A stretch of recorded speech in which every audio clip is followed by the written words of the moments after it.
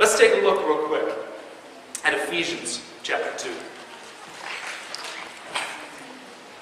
to help us understand the basic of grace. Ephesians chapter 2, 1 through 9.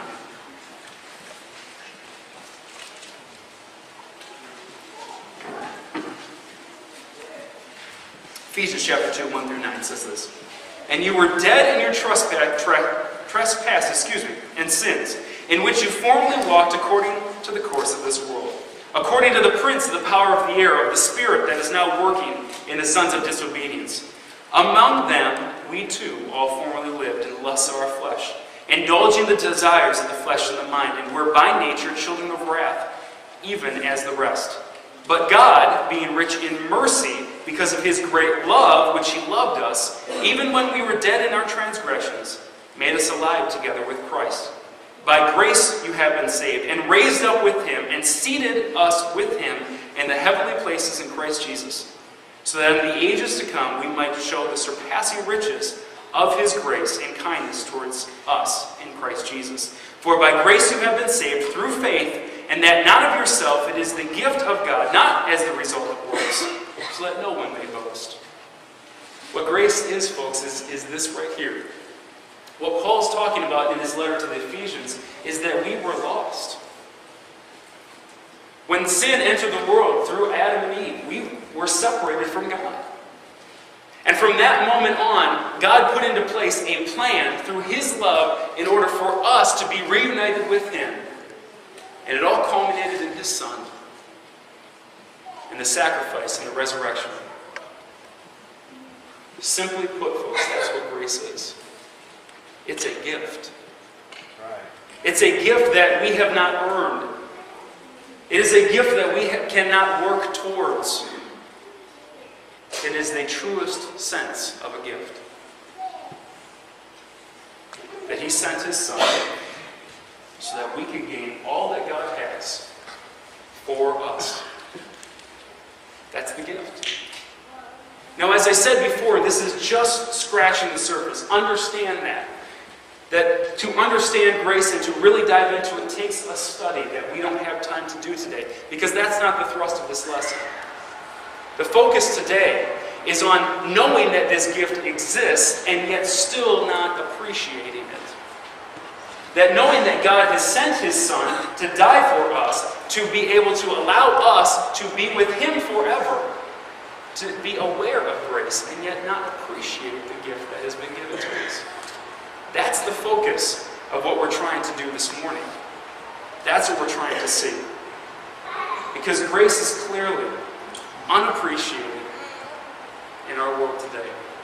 So now you may have this thought in your mind, okay, you're with me up into this point, but how is grace being unappreciated? And I think that's important for us to recognize perhaps the symptoms, or the situations, or the groups of people who are failing to appreciate this gift that we've been given. And the first one is this. Some people don't know that the gift exists. Right? That you may have people in your lives that you know, or maybe you're here today, and are not aware of this concept. That this whole idea of grace is new to you. And so these people don't appreciate grace because they don't know it exists. But now we know, because Titus 2 tells us, that grace is a gift to all men. That salvation is available to everyone. So because of that, we know that there are people in this world who grace has been extended to, right, to all of us, but they don't know that it exists. This is kind of that present that never gets delivered, right? I don't know if this happens in your family. It happens in mine. They're going to be really on the ball with Christmas, right? So they buy a gift in June. But by the time December comes around, they don't remember where they put the gift. You ever had that happen? So the person who was set to receive that gift never receives it because they didn't know it existed. And the gift goes unappreciated. You know there are people in your life who are not appreciating the gift of grace because they're not aware that it's available to them. That you have family or friends or loved ones around you who are living a life of sin and despair. And you have the gift of grace that you can tell them about, that they don't have to live in that life any longer. So why don't we? Because when we don't, when they don't know, when they're unaware, this gift goes unappreciated. What we're trying to establish this morning is that we as Christians can't allow God's grace to go unappreciated as it has been. And this is one area that we can make a difference in. Okay, so maybe now we transition to a different sort of people. There are some out there in the world that know that the gift exists and reject it. This is the one that kind of hurts us as Christians, right?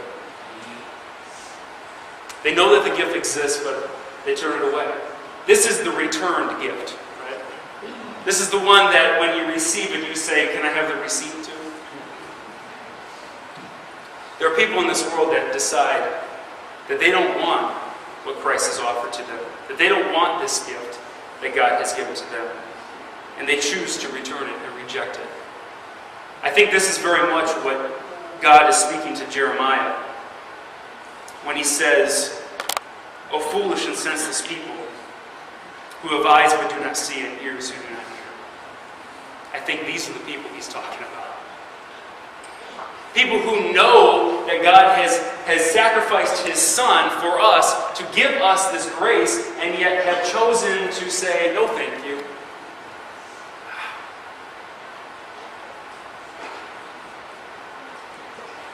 Who have chosen to take the greatest gift ever given and turn it around. But now as Christians, should that really surprise us? I mean, it does. It hurts us, but should it really surprise us? Let me ask you a question. Thinking your New Testament thinking hats on, thinking about the history that you know of the New Testament, how well was Jesus received?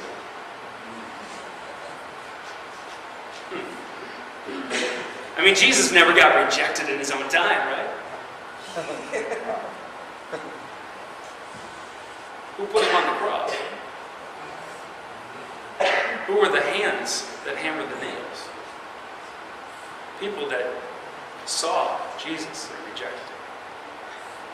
So should it shock us that 2,000 years later people are still rejecting our Christ? They see the gift of grace, don't accept it, choose to reject it, and the gift goes unappreciated. So maybe you're not part of those two groups, and most likely if you're here this morning, you're not. Probably you are aware of this gift of grace before we even started talking about it. And hopefully if you're here, you haven't rejected it.